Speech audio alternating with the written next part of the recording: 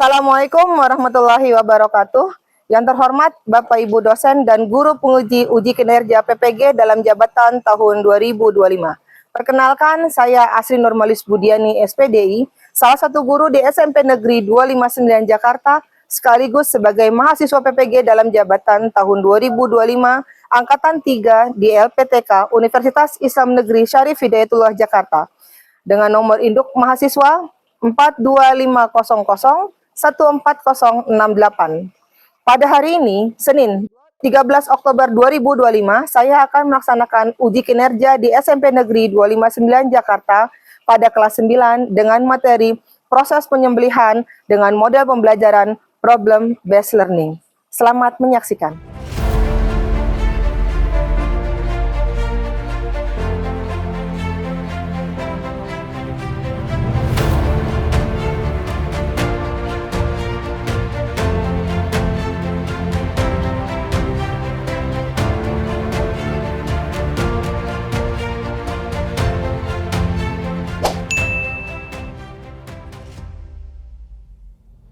Assalamualaikum warahmatullahi wabarakatuh. Waalaikumsalam warahmatullahi wabarakatuh. Oke, sebelum kita mulai pembelajaran kita awali dengan membaca doa bersama.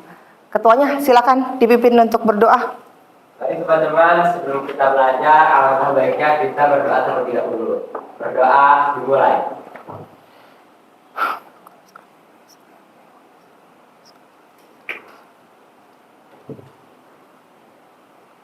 Berdoa selesai. Oke, gimana kabarnya kalian hari ini? Udah siap dengan pelajarannya? Lebih semangat? Coba kalau kayak gitu, kalau menunjukkan sekalian sudah semangat, kita tepuk semangat dulu. Oke, siap? Tepuk semangat. Semangat. Oke, seperti biasa sebelum kita mulai, kita lakukan pembiasaan terlebih dahulu. Hari ini pembiasaannya kita akan membaca surat Al-Kausar. Tahu surat Al-Kausar nggak? Yang mana?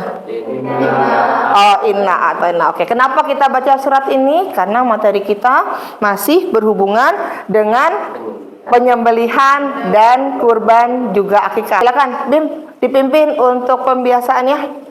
Bismillahirrahmanirrahim.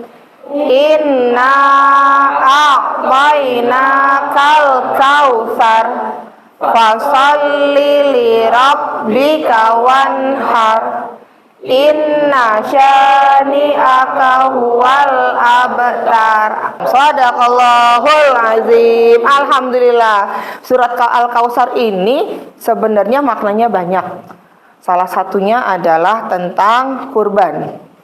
Fasholli li rabbika wanhar. Maka sholatlah dan sembelihlah kurban. Nah, tetapi hari ini kita masih belum bicara tentang kurban sama akikah. Materi kita tentang proses penyembelihan. Oke, sebelum ibu mulai, yang nggak masuk hari ini siapa ya? Lupa, belum di absen nih. Lea, kenapa Lea? Izin, ada keperluan kah? Oke, baiklah. Mudah-mudahan Allah memberikan kemudahan di kegiatannya dia. Oke, hari ini tujuan pembelajaran kita adalah menganalisis studi kasus tentang proses penyembelihan yang terjadi di sekitar kita. Kalau yang kemarin kalian itu kan sudah belajar tentang apa aja kemarin? Tata cara, syarat, alat, hukum. Oh ya, dalil-dalil yang kita pelajarin adalah syarat penyembelih. Apa aja kemarin? Syarat penyembelih Islam, terus balik, berakal, sengaja menyembelih, membaca basmalah dan takbir 3 kali. Oke, kemudian yang kedua ada bukan hewan yang disembelih. Apa aja yang disembelih? Yang pertama adalah hewan yang halal. Apa aja? Sapi, kambing, unta masuk nggak? Sapi, kambing, unta, kelinci. Ada lagi? Ayam. Oke, boleh lah. Alatnya harus gimana kemarin? Tajam, betul. Yang kedua? Iya, alat tajam itu namanya agak boleh tumpul. Yang kedua, tidak boleh terbuat dari kuku, tulang, sama gigi. Kemudian bolehnya kalau terbuat dari besi, baja, sama bambu.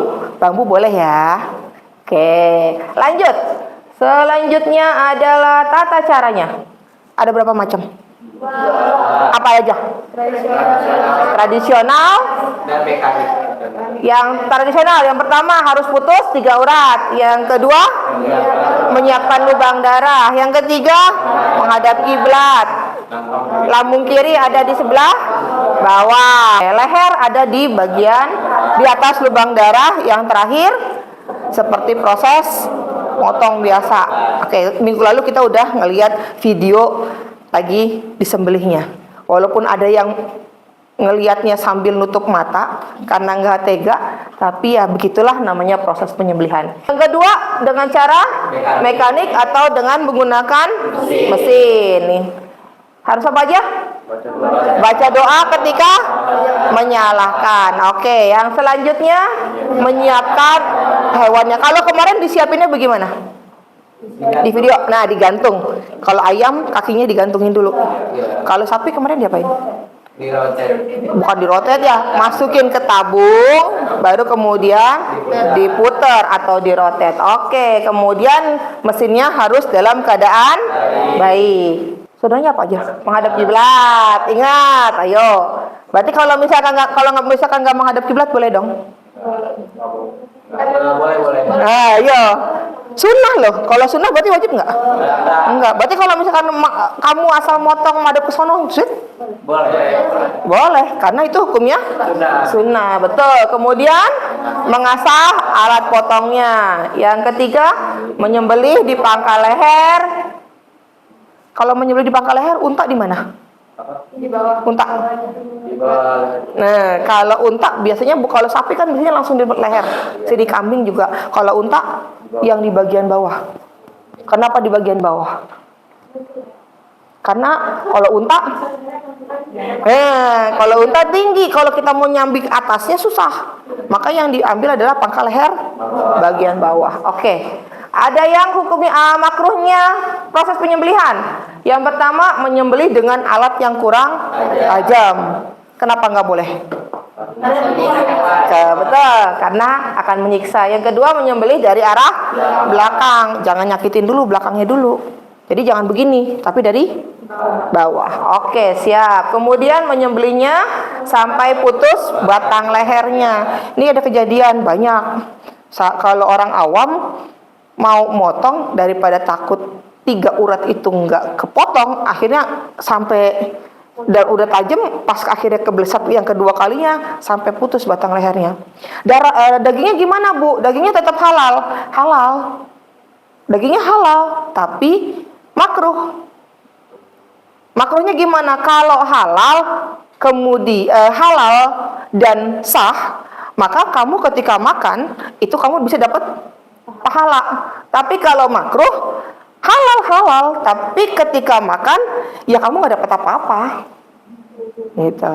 Bedanya gitu ya, halal sama makruh dan halal dengan sah. Oke. Kemudian menguliti dan memotong sebelum hewannya benar-benar mati. Sampai sini. Ada yang mau ditanya dulu nggak nih sebelum Ibu kasih kasusnya kalian? Nah, kalau yang kemarin Ibu kasih videonya, itu kan mulai dari penyembelihan yang ada di sekitar kita. Ada yang di pasar, kemudian ada di mana lagi kemarin?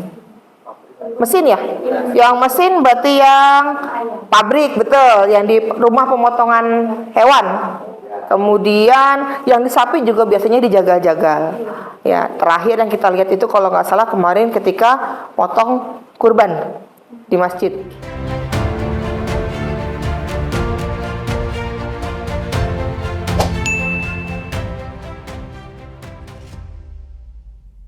Nah, hari ini sesuai dengan pelajaran kita, maka Ibu akan memberikan kalian kasus-kasus Ini kejadian, bukannya kasus sebenarnya, kejadian di mana kejadian penyembelihan ini tuh benar-benar terjadi di sekeliling kita. Tetapi mungkin agak sedikit ekstrim, tapi itu akan terjadi. Tujuan kita adalah menganalisis studi kasus tentang proses penyembelihan. Nah, setiap kelompok akan ibu kasus yang berbeda. Ini akan berbeda juga ya dari yang kemarin kalian lihat videonya. Kemudian yang sini ini aja. Nah, ini kasusnya beda. Kalian pada bawa handphone semuanya? Silakan kalian lihat videonya terlebih dahulu. Di situ ada link YouTube-nya. Kalian bisa pakai Google Lens buat nyari videonya, kemudian kalian analisis. Di video itu kamu nyembelihnya apa? Halal atau haram proses penyembelihannya? Kemudian habis itu cari dalil-dalilnya.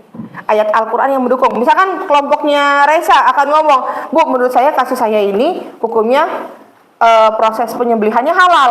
Alasannya apa? Cari dalilnya. Nah, kemudian kamu cari di situ, tulis dalilnya dan apa hukumnya serta alasannya. Bisa dipahamin? Bisa dikerjakan? Bisa. Oke, siap kalau begitu. Silakan dikerjakan. Ini kalian gitu nih apa? Apa, Bu? Ini Bu tentang yang janin, nemu janin dalam Perut sapi jantan. Dalam perutnya ada janinnya ketika sudah disembelih. Sembelih. Yang jadi masalah di mana? Apakah boleh makan? Mana? Yang dimakannya yang mana? Emaknya atau janinnya? Ibu induk atau janinnya? Jadi kalau induknya? Induknya? juga boleh. Coba cari aja. Kemudian coba cari ayat Al-Quran. Ini bisa ayat Al-Quran, bisa hadis. Coba cari ayat Al-Quran atau hadisnya. Udah sini? Udah selesai? Belum. Tinggal hukumnya apa? Hukumnya langsung haram, karena kan kecelakaan. Kalau langsung mati, maka haram. Tapi kalau dia belum mati, masih hidup, boleh disembelih dan hukumnya halal. Ada masalah nggak? Nggak bisa? Bisa diselesaikan? Bisa. Oke, siap kalau gitu. Silakan diselesaikan. Oke, masalah kalian apa, Nak? Penyembelihan hewan yang sakit ataupun cacat. Sakit atau cacat? Boleh. Kalau dalam dalilnya boleh sih. Kalau ngeliat dalilnya boleh. Yang sakit apa yang cacat? Yang cacat. Yang cacat. Kalau yang sakit? Yang sakit. Kalau yang sakit dilihat dulu dari sakitnya Ya. itu nular ke manusia atau enggak? Ada masalah lagi? Sudah tidak ada sih, Bu. Enggak ada, tinggal kamu selesaikan. Iya, Oke, selesai. Ibu kasih waktu untuk menyelesaikan. Good job. Yuk.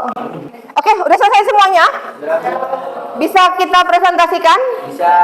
Bisa, oke. Ini yang diambil sama kasus kelompok mereka. Silakan. Tuh.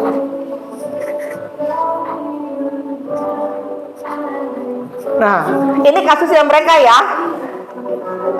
Ulangi, coba.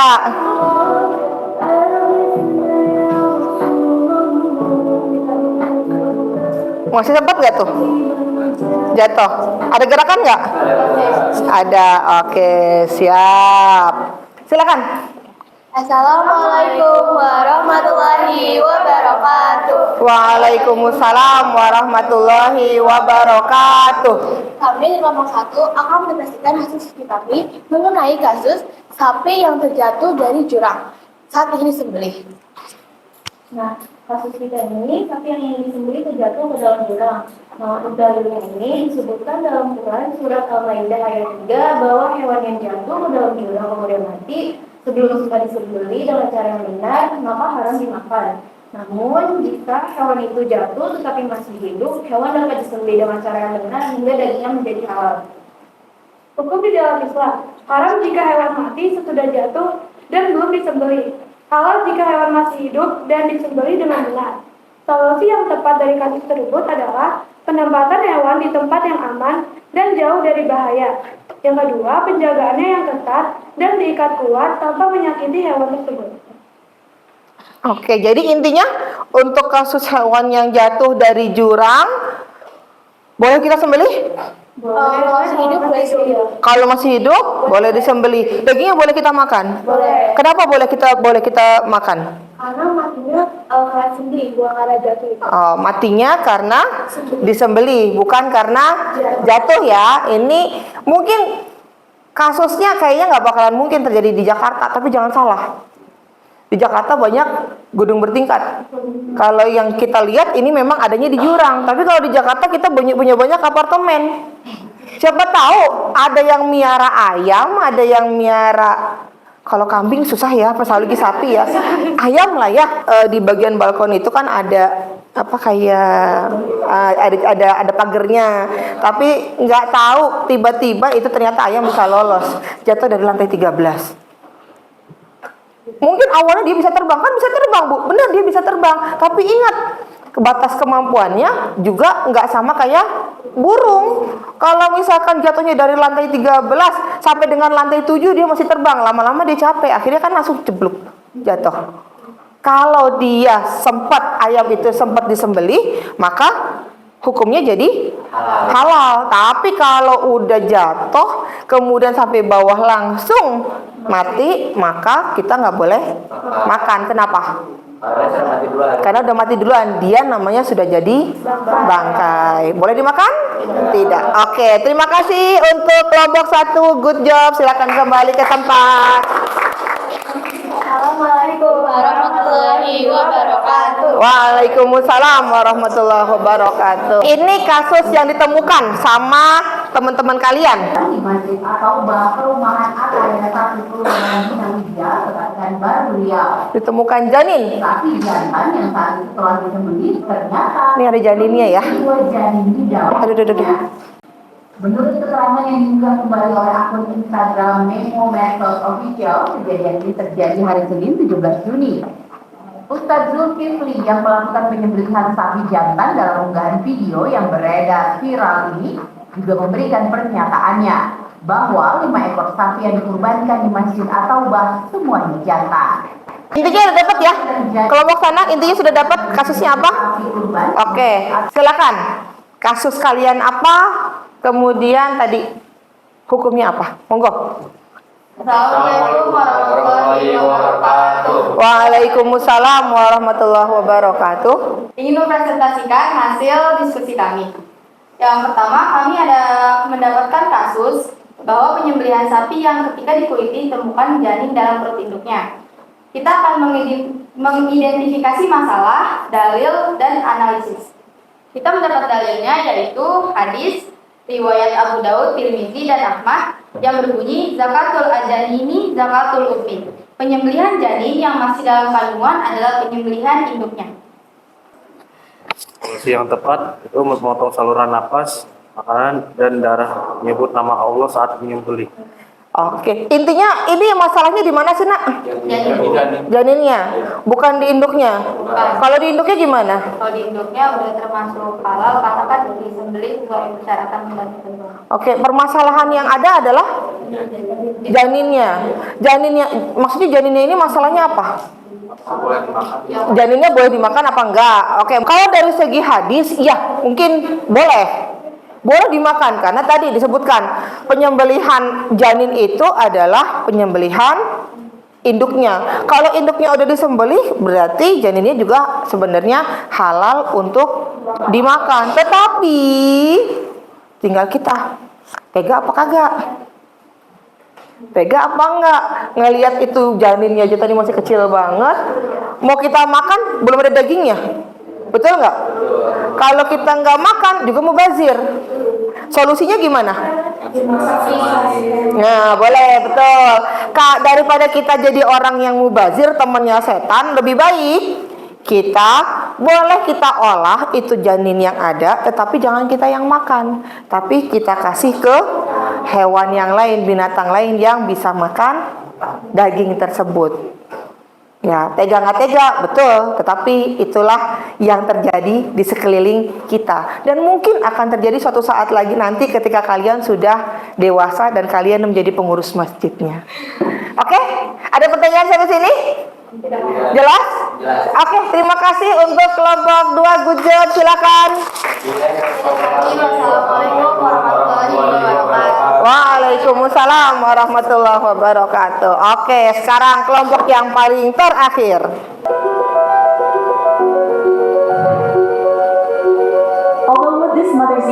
considered impossible, it turned out that her efforts were not in vain and managed to free her cat from the lion's grip. Several animals have been caught on camera surviving in almost impossible ways. Oke, stop ya. Silakan kelompok yang terakhir.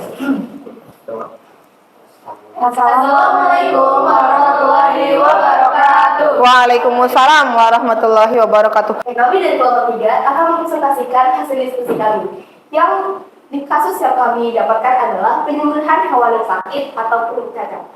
Masalah yang kami dapatkan adalah hewan yang sakit atau cacat adalah keabsahan hukum penyembelihan dan kesehatan dagingnya. Hadis Al-Bara bin Azib yang menyebut 4 cacat yang tidak sah untuk hewan yang disembelih.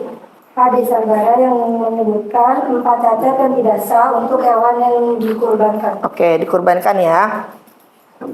Contohnya itu buta sebelah, sakit yang jelas, pincang yang jelas, dan sangat kurus hingga tidak memiliki sumsum tulang. Selanjutnya masalah yang terjadi hewan yang cacat, parah atau sakit yang tidak memungkinkan untuk dikonsumsi seperti kurus kering, buta atau pincang. Hukumnya adalah halal kalau hewan yang disembelih cacat ringan, pincang ringan atau sakit. Solusi yang tepat mencari pengganti hewan yang sehat dan tidak cacat. Sebelum disembelih, hewan harus dicek terlebih dahulu. Oke, jadi intinya ini kasusnya tentang menyembelih hewan yang sakit atau cacat. Kalau yang cacat boleh disembelih? Kalau disembelih boleh. Disembelih boleh, yang tidak boleh dikurbankan. Oke, buat ya dikasih ini ya, diingat-ingat ya. Kalau cacat dikurbankan nggak boleh. Dikurbankan maksudnya dijadikan hewan kurban nggak boleh. Tetapi kalau hanya disembelih untuk dikonsumsi kita sendiri maka hukumnya boleh, halal karena dia cuma cacat. Kalau sakit? Kalau sakit itu enggak. Kalau dia sakit parah itu haram. Kalau sakit biasa yang nggak menular ke manusia itu halal. Oke, kalau sakit, kalau hewannya sakit, kalau parah dan bisa menularkan penyakitnya ke manusia, maka hukumnya haram. Tapi kalau tidak sakit biasa, nggak menularkan penyakitnya ke manusia, maka hukumnya halal. Paham? Oke, ingat di boldnya adalah dia masih sehat dan dia sakit tapi tidak menularkan ke manusia. Kalau cacat semua juga nggak ada yang pingin cacat. Kita pun manusia juga nggak ada yang pingin lahir cacat. Tetapi mungkin kalau misalnya kayak tadi kita lihat itu kan kasusnya sapi ya. Sapi itu kan gede. Kalau cuma hidup dengan 2 kaki di belakang, lama-lama keberatan nggak? Bisa nggak dia tuh bertahan hidup? Hampir nggak bisa ya. Jadi kalau kayak gitu malah lebih baik kita sembelih karena biar dia nggak ngerasain kesusahannya. Oke, paham sampai sini? Oke, terima kasih untuk kelompok terakhir. Good job, terima kasih. Silakan ditutup. Ya dari kelompok kami. Wassalamualaikum warahmatullahi wabarakatuh. Waalaikumsalam warahmatullahi wabarakatuh.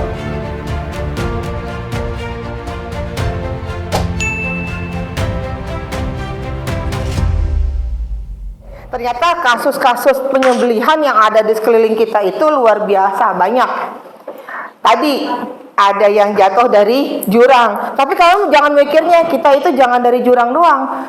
Kita di Jakarta saat ini mungkin nggak ada jurang, tapi yang ada gedung tinggi. Itu mungkin akan terjadi. Kemudian tadi yang udah pasti terjadi, udah ada kejadiannya adalah ketika disembelih ada janinnya. Ya kalau udah ada kasusnya berarti akan ada kasus-kasus berikutnya. Ya, kalau di situ tulisannya sapinya jantan. Binatang pun juga ada yang punya dua alat reproduksi. Manusia pun juga ada yang punya 2 alat reproduksi. Cuma nggak tahu mana yang lebih dominan. Ketika yang dominannya yang alat reproduksi perempuan, berarti yang harus dihilangkan adalah organ yang laki-lakinya. Sama, mungkin ini juga kasusnya terjadinya begitu. Sapinya di situ tulisannya jantan, tapi mungkin dia punya alat reproduksi perempuan betinanya, sehingga ternyata dia hamil, ada janin di dalamnya. Itu yang kedua. Yang bisa kasusnya lagi terjadi ketika ini kamu masih SMP. SMA kamu jadi pecinta alam. Kalau di kuliah kamu lebih sering nanti naik gunung.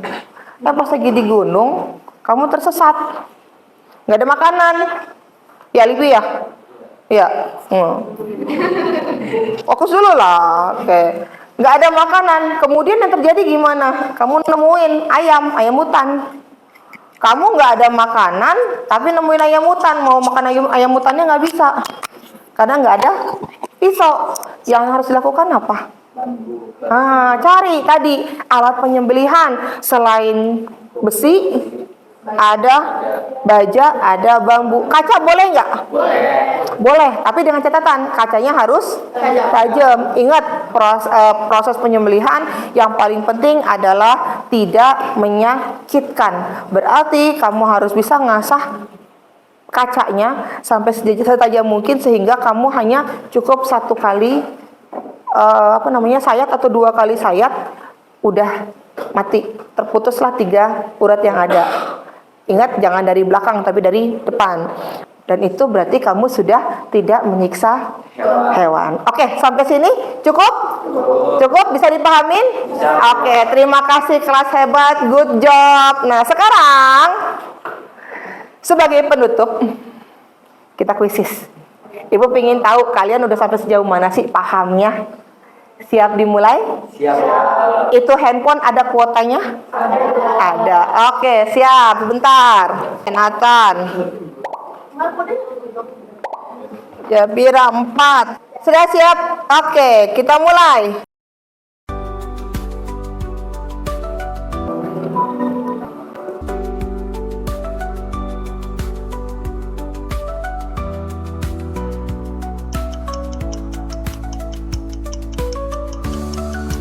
Oke, siapa? Siapa yang masih terobsesi, saudara-saudara? Lanjut, soal yang kedua.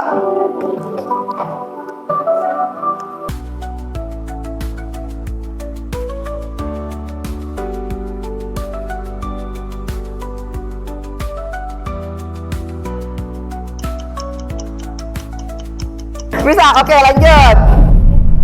Siap. Masih. Soal yang ketiga.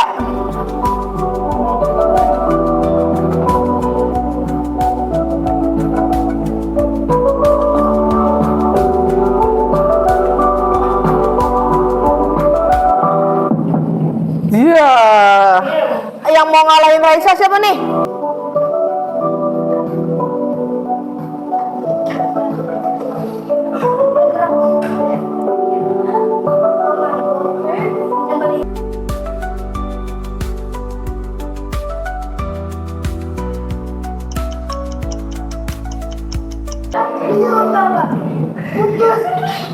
Oke, ternyata selesai. Pemenangnya adalah Raisa, Jabira, Ame, sama Raisa. Oke, minggu lalu siapa yang menang? Raisa yang pertama, yang kedua siapa? Aku. Mai juga. Oke, dari sini kayaknya Ibu lihat rata-rata kalian udah nilainya udah bagus 95%. Berarti kalian sudah paham dengan materi tentang proses penyembelihan. Untuk minggu depan materi kita sudah berubah. Kita sudah mulai masuk ke materi yang berikutnya, masih tentang hewan, tentang binatang, tapi kita bicara tentang kurban sama akikah. Betul. Oke, silakan kalian pelajarin dulu di rumah. Kita ketemu lagi insya Allah minggu depan. Kalian siapkan kira-kira pengetahuan kalian, baca-baca dulu deh tentang kurban sama akikah. Oke, sebelum kita akhiri pertemuan kita akhiri dengan baca hamdalah bareng-bareng. Alhamdulillahirrabbilalamin. Mudah-mudahan ilmu yang kita pelajarin hari ini bisa bermanfaat. Sampai sini Ibu akhiri. Assalamualaikum warahmatullahi wabarakatuh. Waalaikumsalam.